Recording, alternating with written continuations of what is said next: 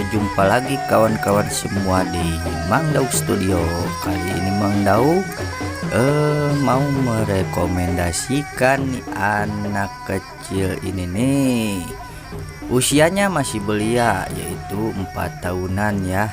Tapi keterampilan silatnya bisa dikatakan sangat bagus sekali, walaupun ada yang kekurangan ataupun ada yang kelebihannya. Ya, kita doakan saja anak ini mempunyai bakat tertentu untuk melakukan kegiatan pencak silat ya. Ada juga bakat lain, diantaranya dia juga bisa menari dan dia juga bisa keterampilan yang lainnya juga. Oke kawan-kawan, namanya Husna Naura Inayah. Dia adalah murid terkecil dari anak perempuan di PS Putra Siliwangi ya. Keterampilannya cukup lumayan dan cukup menghibur juga. Namun apa dikata dia mampu memberikan hiburan buat para penonton ya, dan juga dia mampu menyeimbangkan talentanya, dan dia juga sering ikut latihan bersama kawan-kawan besarnya ya. Bagus sekali. Mari kita lanjutkan dan kita saksikan tampilan dari Husna Naura Inayah yang berumur 4 tahun dan keterampilan silatnya. Mari kita saksikan bersama-sama.